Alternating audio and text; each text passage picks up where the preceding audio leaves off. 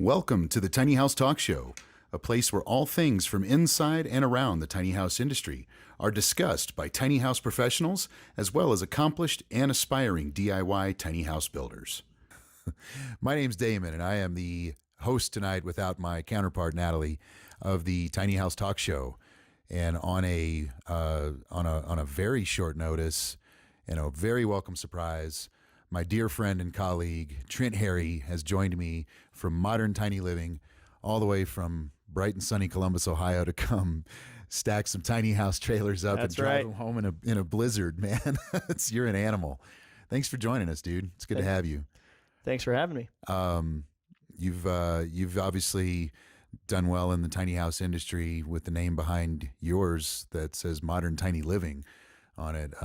Tell us a little bit about who you are and who your company is. I think most of our 200 subscribers by now will probably already know who you are, but we're still in the friends and family circle. So awesome. Hopefully you'll give us a hell of a show, and I'll have 1 trillion subscribers by the end of this episode. Oh yeah, easy. But yeah, man, tell us a little bit about yourself and how you got started in the tiny house business. Tell us kind of about Modern Tiny Living. Like, sure. give us the chase, man. Let's hear it. I'm Trent. Nice to meet all of you out there. Like Damon said, this wasn't planned at all. I just happened to deliver a tiny home last week. I'm from Ohio. We're in Colorado right now. And for the context. And you brought a blizzard in with you. I brought a blizzard. It's cool. I came in like a wrecking ball, like Miley Cyrus, basically, is what I did. Yeah, you did. So I just finished a delivery to the LA area, Santa Monica. And on my way home, I thought, you know what? I'm going to surprise these guys with a late Friday afternoon surprise. And it's almost 8 o'clock, isn't it? And ask them to stay late and wait on me and help me with my monstrous stack of steel out there. We call trailer-made custom trailers. So they were, as always, super helpful, and there you go. As always, super helpful, and said, "Yeah, sure, no problem. We'll be here." And what they didn't tell me, is that I'd still be here 3 or 4 hours later. But that's all right, That's what friends are for. So for those of you who have a relationship with us here at TrailerMade, whether you're a customer or a colleague, a professional tiny house builder, this is a time warp zone, and I'll get stuck in story time, and most of my colleagues have story time to bring with them. Yeah. And immovable objects meet unstoppable forces. It's been 4 years since we've seen each other. It's crazy. Yeah. The pandemic just it froze time a bit with me and a lot of you guys out there in the world. And you've grown, you're busy, we've grown, we're busy. I have, there's more people in between our interaction now. We don't get to talk a whole lot we used to. Trent used to call Damon, and Damon would take an order on the back of a notepad all the time. Go build a trailer for Trent, and then Damon would drive the trailer to Trent in Ohio. And the good old days. Yeah, man. And it's like you said, I look like I'm all out of the piss and vinegar and full of the wisdom. Totally. That's what all the white hair and the beard. It's I'm a shoe in for Santa Claus when somebody gets to call me Grandpa. So I'm just embracing it, man. I don't care. I'm not in for the just for shysters. I don't want to go that route. No. It's future silver fox right here. I'm a living silver fox. Ladies, he's taken. Trent, why don't you tell us a little bit about son of a bitch, man. So it's gonna get good now. All right, so who was the irresponsible bastard that let this happen? Who invited me here? Yeah, it was me. I get it. I'm to blame for all of this. It's okay. Yeah. I think somebody else told me that earlier. Oh yeah. Oh, it was Jared Tachi. He's a van life awesome YouTube channel guy. Is Ghost Jared Tachi, and he built out a couple of vans. Shout out to my boy Jared. What's up? Ghost Design and Building, and he's chronologing this on his channel. His tiny house kit that he got from us last year, and he put up a YouTube video last night that said he finally reached a breaking point, and it was over his lights. I haven't watched the whole video yet, but I shamelessly fast forwarded through to the part where he was kind of breaking down because he said so where it happened. So I'm like, oh, I'm just going to go there. Oh man, poor guy. So I gave him like a cheer, and in the comments, like and retweet. Yeah. Mm-hmm. Yeah. He blamed me. He said, "This is all your fault." LOL. Just kidding. But you got him in. He wasn't kidding in that moment. He was mad at me, I think. He's like, how did I let Damon and Natalie talk us into this tiny house nonsense? I should have just stayed in my van. That's funny. I don't know. Staying relevant, staying hip, staying very hip. That's what I'm doing. You're rolling with it. Yes. You're not rolling with it. You're rolling with it. Should I dab on the haters? I think you should. It's haters, right? Mm-hmm. Yeah. Yeah. I don't even. Yeah. A dab here in Colorado means something very different than what it does in that whole algorithmic language. I learned about the dab last time we were together 4 years ago. Yes, you did. I did. Yes, you did. You want to just fuck tiny house stuff for a minute and tell us about what is your experience with the Colorado dab? Well, which was at a tiny house festival, by the way. So it is tiny house related. Yeah, it is tiny house. So we're gonna talk. We're gonna talk a little bit about getting high as hell at a tiny house festival together. So without further ado, Trent Haery from Modern Tiny Living. There we go. Well, we've got to work on that last name. How do you say it? Haery. Do you really say Haery? That's why I just stick with Trent usually. I can't even say my own last name, so yeah. I'm just Damon. I'm sorry, I've been mispronouncing your. It's no big deal, dude. For I never bothered 10 years. I never bothered to correct you until we were on camera. Yeah, that's best time to do it. And it would have rattled me, but I don't care that much about your last name. Because who cares? Because I don't even say mine. I already told you that. It's like if you're trying to correct me, it's not. You're making a mistake. It's not easy to pronounce. It has no definition. It's like a mud puddle. All these vowels and an R and a Y. It's just. Mine's French, so you don't even pronounce half of it. It's just a. Yeah. It's just, my last name's a quitter. It just gives up halfway through the words. Well, here you go, guys. I was walking by Damon and Natalie chomping on a monster of a cheesy sandwich. What was it? It was a big grilled cheese. We were at a Colorado tiny house convention, and it was 2019, and I was just about to eat this sandwich, and he said, "Hey, Trent, you want that to be the best sandwich you've ever had in your life?" And I thought, is this a trick question? It was. And then I realized what you were suggesting is to hold this big machine that looks like it wasn't a big machine. I've got it right here. Look, it's not a big machine. To me, it's a very small machine. It's high tech. And you said you have to press these buttons, and I just, I'm always pretty much up for an adventure. And you were. And I probably fell over from coughing so much for about 2 seconds, and then then it was the best sandwich I've ever had in my life. It was a bomb ass grilled cheese, wasn't it? You delivered on your promises. My man. So that happened, and then I proceeded to sit in my tiny home and stare at the ground for probably 2 hours. Yeah, you were pretty relaxed. Came back around to real life. Yeah. But, I was so happy for you because that was at the end of day 2, I think, wasn't it? And we were all just like a wreck. We were worn out. Yeah. Everybody was just haggard. It was awesome. It was. All the shows when we go and when I say those things, I'm not complaining, guys. We love getting run ragged at tiny house festivals because it means you guys are excited about what we are there to show you. And you always come with the straight thunder, dude. Your tiny houses have been well traveled and well received in the community. Tell us a little bit about what got you into that business in the first place. So I always jokingly say, "Oh, totally by accident."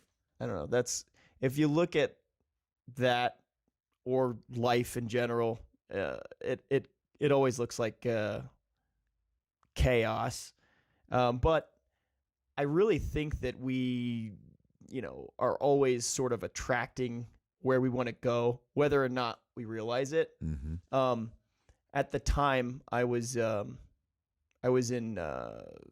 banking. Strangely enough, I was a chem major in school, and in banking, not happy. But most of my 20s, I lived like a nomad.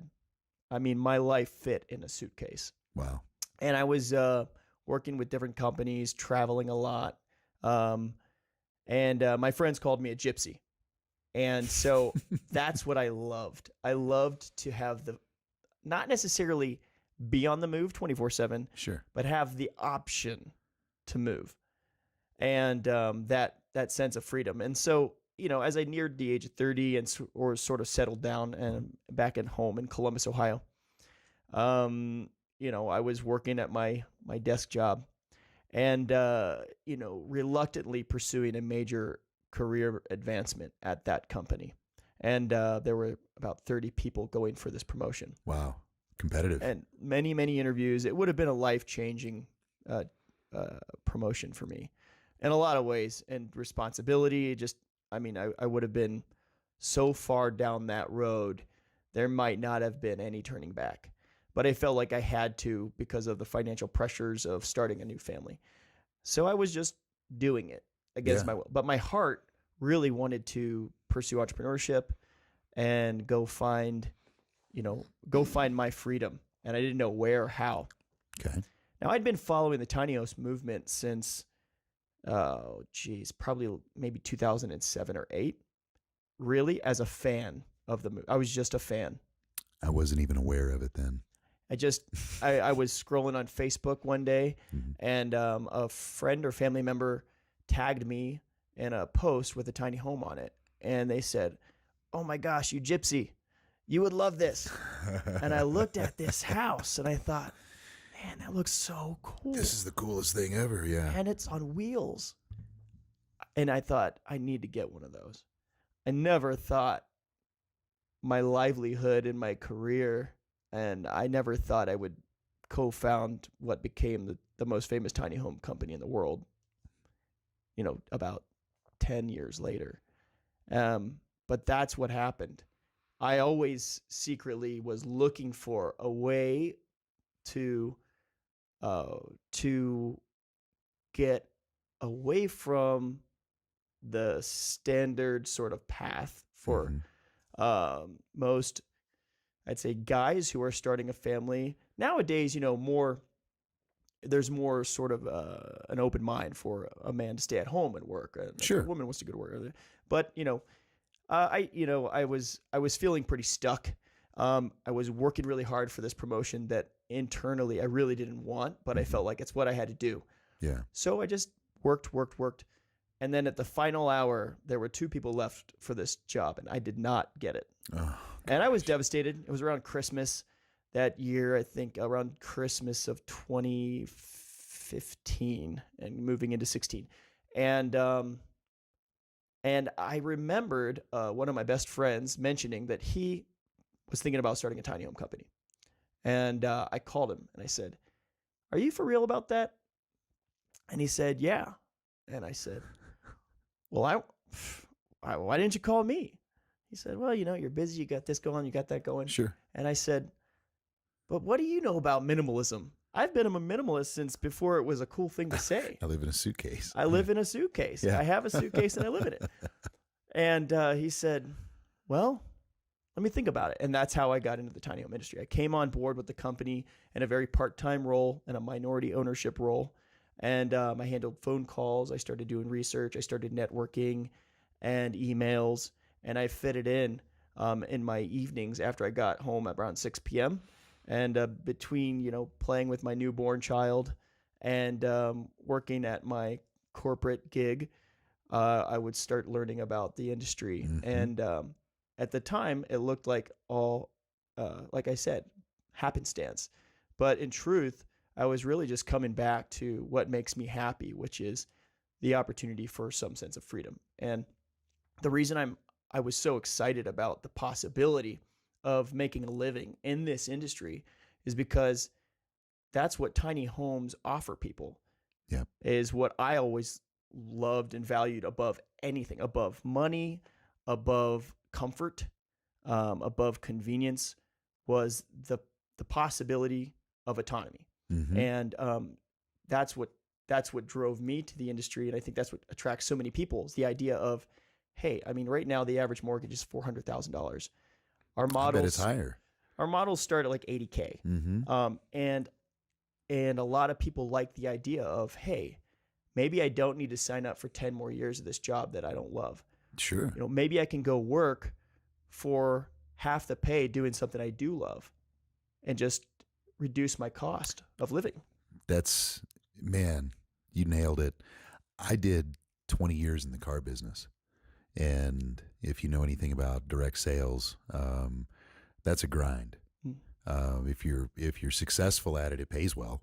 And at that time, it afforded a pretty comfortable life for my family and I. But at what cost? Mm-hmm. That's what it ultimately came down to. And, you know, like year 15, 16, man, I'm really struggling to get up and go to work every day, you know, and I've never been that type. I'm not a sniffly stay-at-home guy, you know. Something's got to be falling off of my body to keep me, you know, from getting the job done generally. So you know, that's how we built our business. And that's how I ran other businesses when they paid me to do that. And I just hated the job. I got kind of trapped in the paycheck. You know, my lifestyle, easy to do. Yeah. I got pigeonholed in, really. And it was humbling to have lost it in 2008, you know, like most, and especially in the area that I was in. I was down in Phoenix and had a lot of, you know, future retirement dollars wrapped up in real estate. You know, we were investing in that, and the carpet just got rinked right out from under us, right? Yep. So like most, and by 2009, I'd hit the reset button and Control Alt Delete on life, you know, and that's where I started conceptualizing how do I solve, you know, because that's what I was trying to do. I was trying to get people houses that, you know, otherwise maybe couldn't afford one. Sure. You know, we were turning renters into owners, and that was my trajectory before this. Okay.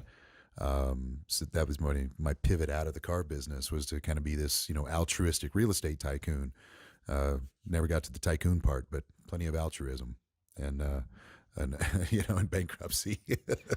So easy come, easy go, right? You know, when you look at what it's a cyclic thing. It's not the first time that's happened in this country. It's not the first time we've had a massive transition of wealth from the middle class to the upper elite class. One of the things that I know is the cost of admission keeps getting higher and higher and higher for home ownership of any kind. It becomes unattractive. It does, and unattainable. Truly. Unattainable, sure. You know, I got kids in their 20s and their late teens and early 20s, and I look at the path forward for them, and I don't see home ownership financially without help from us, help from, you know, some other kind of income, because pay scale doesn't match real estate prices wherever you are in this country. That's an endemic thing. You know, we've created that. We've made it near impossible for home ownership, where now almost, you know, traditional home ownership has become a thing that differentiates you from middle class to almost elite status now. If you can afford a home in today's real estate market, in this economy, and given the disparity between the wages and the real estate prices, it seems to make sense that people are going to start looking for less expensive home options at some point. And we've hit that tipping point. You know, we've been in this business now over 10 years. You've been in it for more than 6. Yeah. And 7. Geez. Yeah. Man, no wonder all the white hairs. I even see a few pop up on your chin there. That's right. Yeah. We're distinguished. That's it. And wise. Mm-hmm. So with Wiser. Wiser. Yeah, I'm a long way to go from wise. But truly, the industry is giving to so many different you know, problems. It gives Totally. It gives a homeless person a solution. gets somebody off the streets. It gets a veteran out from under a bridge. We've done that in Kansas City with the Veterans Community Project. It gets mom and dad off the hook for 3 kids worth of student housing in or out of state. It's 15, 20 grand a year, probably. So amortize that over 15 years of paying for kids to go to school. That's $250,000 you're going to save. Yeah. You put them in a $60,000 or $70,000 tiny house that you and they built all in your backyard and have fun with it. That's awesome. If you don't have the handy skills, you call Trent. You said you had models that start in the 80s, yeah? Yep, 79. Right. So I'm pretty sure your $79,000 modern tiny is well suited for a college student. Sure. My best guess. Like I said, I've seen this guy's stuff for years. We're proud to have them build on our product, and it makes us better. And I'd like to think that we do the same for your product too. Yep. Only trailer we've used since the first phone call I ever had with you. Well, I'm not that good a salesman, so we must be doing pretty good. Yeah. But I got our architect and co-founder Bruce on the phone with you. This is Jeepers, 2016. I thought it was we were in the Denver building. No, that was 15, wasn't it? Was it? It might have been the end of 15. I think it was at the end of 15. Okay. That's what I recall. And after the call, I hung up and I said, "All right, Bruce, I don't know what any of that shit means. Should we use TrailerMade?" He said, "They're not cheap." I said, "Okay." He said, "But he said all the right stuff. They make they make the best product." I said, "Oh, well, we never have to talk about this again." And that was it. It's settled. Well, we're ordering from TrailerMade. We started that day. I'll be placing another order today, probably before I leave. So no, you won't. No. I'm going home. We're going to bed. You can come. Like I said, we can have a nightcap. You can stay over the night because you're still not. I don't see you driving through much of this. But actually, some of it blew over. It was an isolated blizzard. I don't think we got much out there. I'll go and I'll find out and I'll report back. Yeah. I'll bug your car. I'll just GPS your ass. So That's make it. sure if you stop at the gates on I-70, I'll be like, I told you. If it never moves, you come find me in the snow. I'll come pick you up and it'll be in the big tow truck. We'll get the Freightliner and hook you up to the front and drag you and everybody back. But that's how I got into the game. That's how I got into the industry. And my goodness, so many things have changed since then.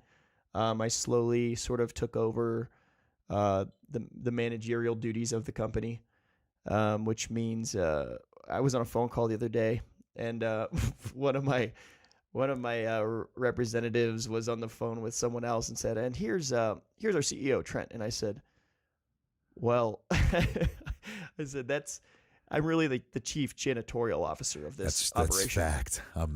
And I said, do you guys want to know what the CEO was doing earlier today? I said I was wrapping up a ceiling fan with diapers to protect it in transit to make sure there's no damage on this 2,400-mile trek that I'm about to make. Life is crazy. So I'll wrap up this part about how I got into the industry and sort of this epiphany I had the other day. It was I used to dread Monday mornings. I still do. Okay. They're getting better recently, yeah. But so they're still Mondays. They're Mondays. And one of the reasons I'm so grateful for the tiny home movement, and again, I feel passionate about it and proud to be just another contributing builder and member of this community and part of the cause, hopefully helping to lead it these days, is because it does help people get back to some sense of freedom, whether it's eliminating debt, bills, or the opportunity to have a home you love and relocate and take your home with you. So all those things. But I was, I was towing a home. This is what's today. That's Friday. Okay.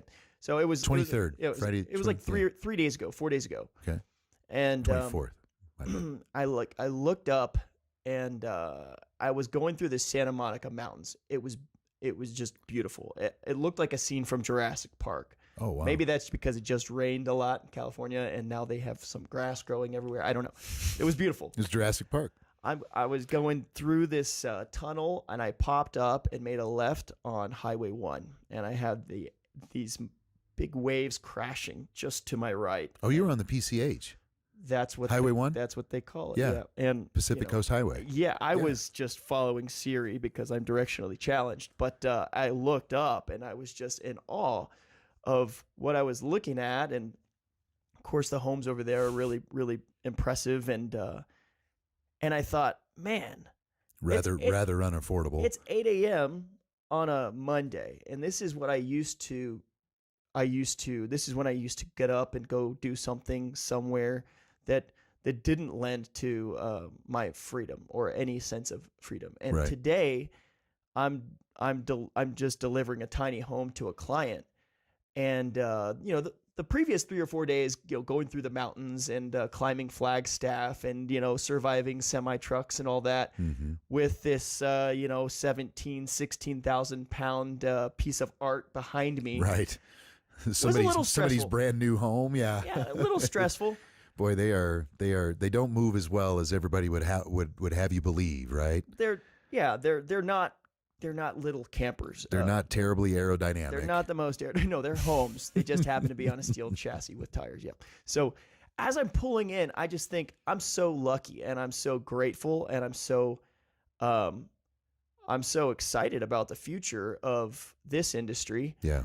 And just possibilities. And a couple months ago, I was delivering a home to an older woman who I know, she pulled together her money just to get her down payment. And, we're putting her in her dream home. That's Then fantastic. this week, I was dropping one in a $9 million estate off of Sunset Boulevard via a crane. And where will I be next week? Who knows? Maybe talking to a corporation about their weird one-off build, or a developer about the future tiny home community that they want. And that'll be in a future episode when we wrap up to find out where will Trent be next. We'll check in with you and see where your next adventure takes you. That was it. Yeah, man. It's just exciting. I'm excited for all of us in the industry, and I'm excited for people who want to get into tiny homes to get into tiny homes. We talked about this before we started rolling. This is a bit of a transitional area, a pivotal time in the business where, when they were really popular, everybody got in the business and everybody was doing it. And you know what? I'm going to jump over here and I'm going to build a tiny house and see how it goes. And, they're expensive to build. It's one of the things that I have to say over and over and over on the telephone, and I'm sure you do too, is if you're counting dollars per square foot on this, then the conversation's a non-starter, because you can't quantify, $2,500 square foot cost for a 16 or 18 foot kitchen. But that's kind of what that math could be. If you put some crazy high-end appliances in a galley-style kitchen in a 22-foot tiny house, you could be a couple $1,000s a square foot to build that kitchen. So, it's kind of resetting the metric, isn't it? And resetting expectations. And I think we've kind of all gotten to that place now in this industry where we're done resetting all of those expectations. I'm not resetting expectations about how to frame a tiny house, right? More people than don't know that wood is a preferred medium to build tiny homes with. And you guys use that. You have very artisan, very crafty, built, what dare I say, or they're Amish built, right? Yep. It's, you're built in Amish country in Ohio by probably world-renowned carpenters that we don't even know their names, and they don't have electricity. Yeah. And can't find them. I can't find them sometimes. They're not on Google. No. But they are beasts at what they do. Absolute artists. Like you said, it's art, and your homes are that. We've pushed this technical and technological rather edge with our product, trying to find the newest, latest, greatest, coolest, in quite a different arena than the one that Modern Tiny lives in and builds homes in. We've worked with builders like yourself, not just on the foundations, but also some steel frame kits. You guys have done some of those. There are some companies that swear by it. That's all they build with now. And we're not just out selling that product, but we've been out pushing that message. Sure. Selling steel framing as a really good building alternative to traditional methods for a long time. Because with ours, it's like IKEA furniture. You're going to dump it out on the floor, and you get the one little weird tool, and you start screwing it all together. And eventually, you have a house frame out of it. That's awesome. So that's been our kind of contribution to this business, to make it more attainable, help legitimize it. I think you and I could agree that there's those who fancy themselves builders that could probably stand a class or two on construction best practices, maybe, and those are the ones who, by and large, probably aren't around very long, or aren't even around by today's standards. Some of those I know, that no name dropping necessary, but it's a tough business. It is, and it is very competitive. It's a tricky business because there aren't many financing options out there available to the buyer. They pretty much have to come with a stack of cash, Yeah. And it screws us all. It does, and these things have stood in our way since day one. Remember me telling you about that? I was like, "Are you sure you want to get in this business? Because you're only going to be selling to cash buyers. How many of those are you surrounded by? Sure. And how many of those are you going to be surrounded by in a decade? I don't think that, especially through the time that we've seen here, the last, dare I say, recession-like period of time, in the era of $4 and $5 diesel fuel and $120,000 price tags on trucks to move tiny houses around. How much more cash is left for the tiny house community out there to buy homes at the ready, right? Right. And for those banks that are out there listening, I hope to God that they're paying attention to this, because my numbers speak a good volume to the industry, because we have a large market share, but we've sold over 6,500 tiny house trailers in 11 years. That's amazing. They aren't all going nowhere. They're all being used. That's right. They've all got somewhere to park, right? And banks are missing out. If that's 6,000 cash buyers. So imagine how many people Thank you. actually want them and are in line waiting for banks. We have, I think, two right now, maybe two. Maybes. And yeah, they're two very strong maybes as far as approvals go. Right. You've got to be just so to get a loan for a tiny house through them. And yeah, we've tried 3 or 4 different ways, and very few of them have gone as advertised. Just last week I started to get a little more flexible with our clients, because interest rates are crazy right now. And I said, look, if you can't get approved, do you still want a home? And they said yes. And I said, well, what can you do? What can you do down? What can you do in the middle of the build? What can you do at the end? What kind of payment can you handle after the fact? So if it means we have to take on a little more risk, we're entertaining that right now. Yeah. And I said, I'll just give you the interest rate, whatever banks do, and cut in half. Wow. Yeah, because we're not a bank. I don't want to be a bank. No. No, none of us want to be a bank. We can't finance at 0 and lose 4 or 5 or 6% per year. But I just said, well, Google whatever the prime rate is right now, and that'll be it. So that's amazing. So we worked out a couple deals, and yeah, I've decided, I'm in this. I have no plan B. There is no plan B. There is no plan B. And my most recent full-time hire is my mother. And she no longer has a plan B. And so, anytime I talk to the team, they say, oh, I don't know about this. I don't know about this. And I say, well, guess what? When there's no plan B, this is what it is. It's really easy to make decisions. Yeah. It's really similar to once towing a tiny home down a very narrow road, a blizzard in the mountains of West Virginia. I made a wrong turn. There were downed trees and downed power lines, but it was an icy, snowy road that was very narrow, and there was no way to turn around. So it made the decision-making very easy. All of them were made for you. I just had to go forward. Yeah. There was no, I can't stop. I can't back up. And so that's how I approach this industry and working with our clients, and working with our team is, we know that we we're going forward. So now that that's settled, how are we going to do it? Yeah. You know, The what does going forward look like for you guys? We'll kind of wrap up with that. Yeah, We've had a great talk, and I want to see more into the future through Trent's filter, through your lens. What do you see in the tiny house? You know, predict our future. What's it look like for you guys? What do you think it looks like for us, Trailer Made? I mean, are we going to see the decline of tiny houses on wheels? Or are they going to transition, or have they transitioned to something else? What's your take on that from the outside looking in? Well, when I popped in here today, you said sort of, how are things? How's business? And I said, strangely, I'm really, really excited and optimistic. And you laughed, and I said, if you asked me a few months ago. 2 months. You said 2 months ago. If you asked me 2 months ago, my answer might be different, I told you I was terrified 2 months ago.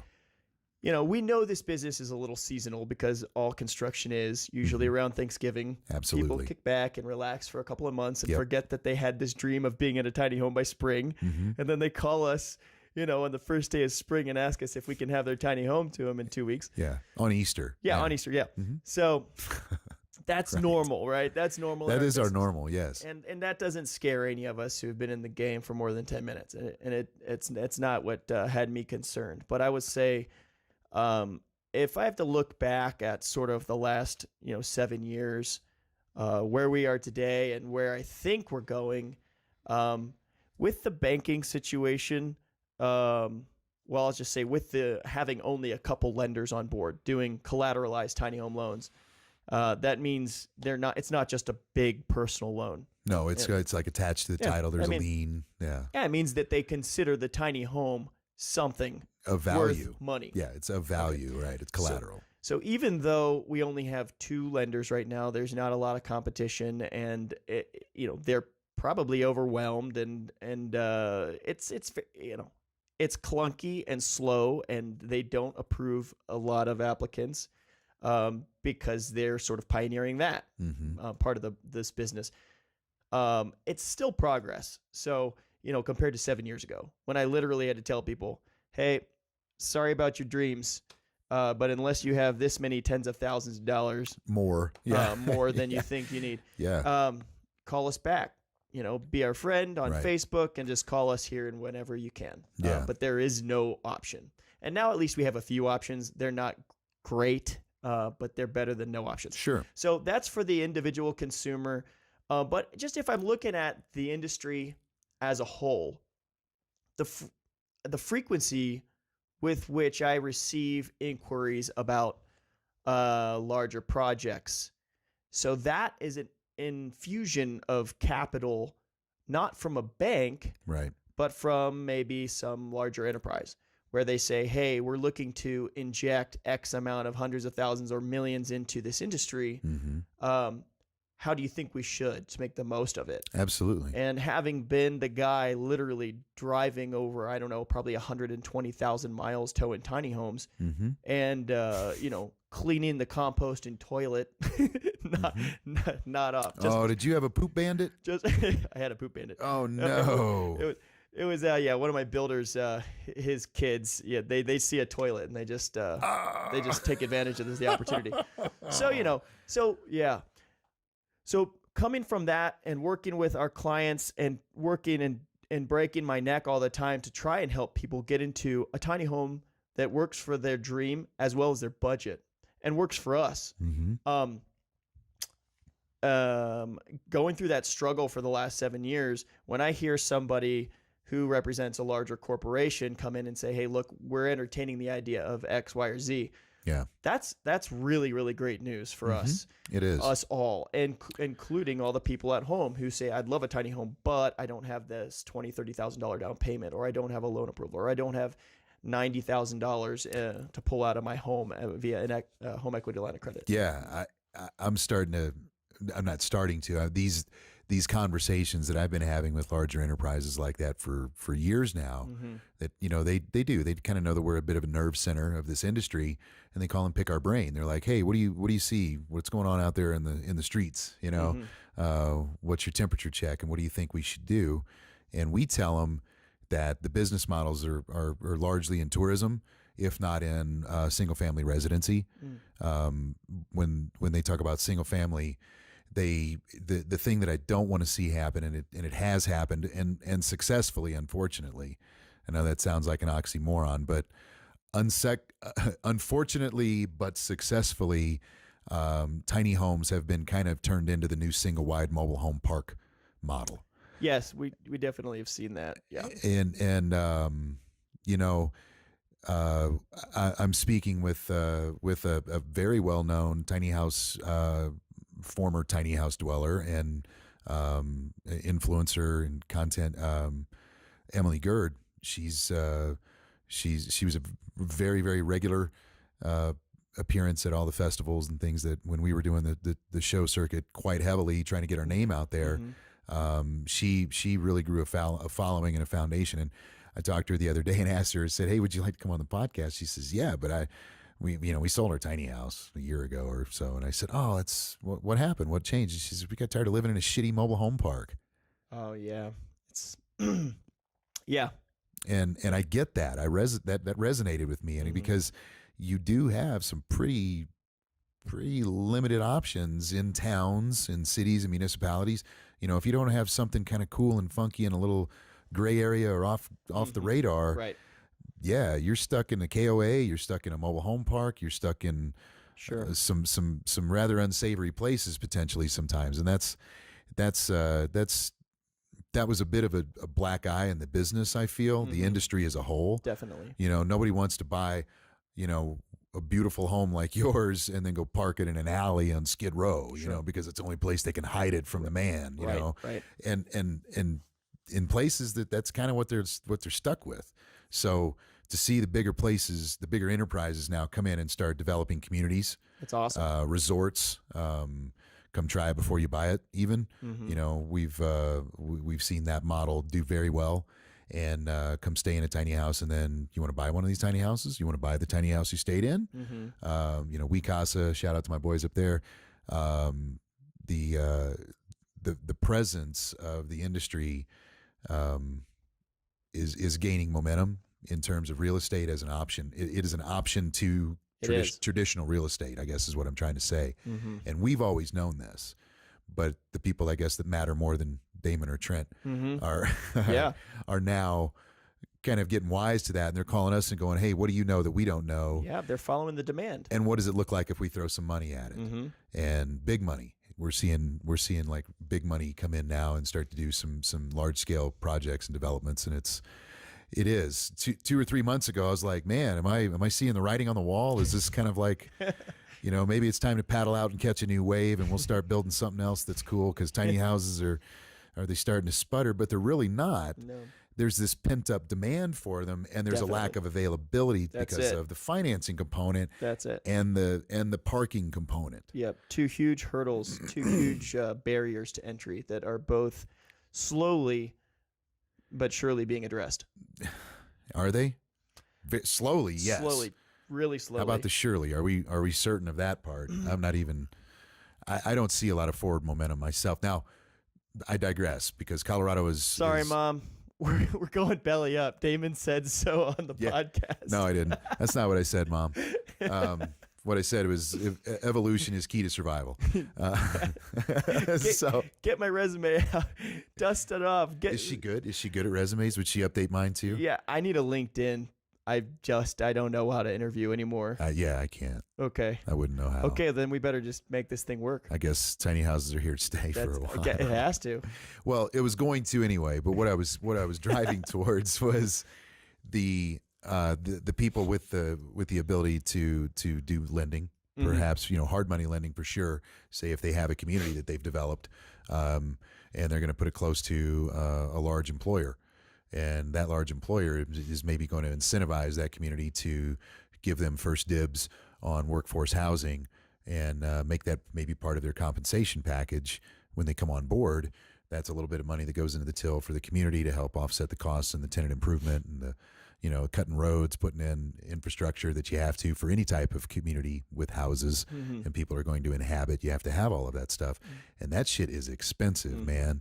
At any level, when you start dropping pipes in the ground and hooking them up to city or county systems, or even wells and cisterns, and it's all expensive because it's necessary. Mm-hmm. So I don't know which begets the other. Is it necessary, and that's what makes it expensive, or do we need some expense to be justified? But because here you can't capture rain, it's illegal. Mm-hmm. Because Colorado is most of the Midwest and most of the West Coast's water source. Here in the Rocky Mountains, this is, Grand Mesa is the largest watershed here in the States. And this is our first year in almost 30 that we've seen a real snowpack where we can, end a 26-year drought here in the Four Corners area. Oh, wow. Yeah. So we can't capture water. That's the short story. And, you can't dump anything on the ground here because you'll affect the groundwater. So it's not just, everybody thinks California is really sticky about environmental laws and things. Well, Colorado's right lockstep with them because we have very, very limited resources here. Everybody's drinking water is affected by what we do to the water here. And that all goes downstream all the way out to the ocean. So hopefully no train derailments, God. Anyway. Wow. I won't derail our conversation with that. But that's an absolute nightmare. Yeah. And a shame, and lots of people should be ashamed and aren't, I'm sure. That'll be the next podcast. That'll be the third. That'll be installment 3. That'll be the number. Oh yeah. And this many carry the 2. We'll figure out the math, but it's definitely, that's a longer conversation for another time. When we're on, we'll have to get stoned for that one. Yeah. When you don't have to drive, we are going to get blazed out of our minds. What? I said I'm in. You're in? Oh, I thought you said you admit. Yeah, you're in. I'm glad. All right, so I'll get Natalie to get that on the show calendar, and I'll fly out to. Wait, is it legal to have weed in Ohio? It's mostly, I think. It's legal-ish. It's legal when you're with me, for sure. It's decriminalized when I'm with you. Yeah. Yeah. Still a misdemeanor if it's under. No, I've still battle childhood asthma, so I can only get the the happy stuff out once every month or two. Me too. It'll be me too. It'll be a special occasion. I understand. I'll even it'll be a special occasion for both of us. I'll keep my albuterol inhaler right on hand. Well, man, it was. Let's get this done. It was great to talk with you. I'm always fascinated to spend time in a room talking with you because I don't have the slightest idea what's coming out of your face next. But I always enjoy it. I tried to forewarn you. You did, and you did it. You reeled it in so tight for this. I'm waiting for the after party thing where we do episode 2 and because we were pretty rotten before we started filming, and I imagine we'll get pretty rotten again before you get in the truck and start driving until sunrise. Hey, it's been 4 years. We got a lot of stuff to catch up. A lot of catching up to do, man. Thanks for coming on the show. It was great to see you. Thanks for having me, brother. Keep killing it at Modern Tiny Living. You guys are absolute beasts. You're badasses. Thanks. It's fun to see our kids kind of grow up and outshine us. And you guys, man, you've been here half as long as we have, and you're doing the biggest things in the business that people talk about. So keep doing what you're doing. You're obviously doing it right. Thanks, brother. Just trying to contribute. Just want to be a good citizen. Hey, I mean, honestly, I always when I'm with the other guys at the shows and the conventions, and I always tell them, hey, we're all in this together. I mean, we're either gonna make it or we're not. Yeah. And we're too small to look at each other as the issue or the big competition. I'm like, trust me, there's no big competition. No, there's no big competition over here. Either the industry is going to survive and thrive, and then we're all positioned well. Yeah. Or it's not, and we're all in the same boat. So that's it. Well, I'll be getting Mom to update our resume. That's it. You're going to be busy. Yeah, Ma. If you're watching. That was your fault. Right on, man. Good seeing you. Yep. Thanks a lot, brother. You bet. Thank you. If you enjoyed today's episode and you want to hear more, please feel free to offer up any suggestions in the comments below for us. Please make sure to subscribe to our channel and like the content that you enjoy. It really helps us grow. You can also find us at trailermadetrailers.com and on Facebook and Instagram and wherever you download your podcasts. As always, thank you so much for your continued support.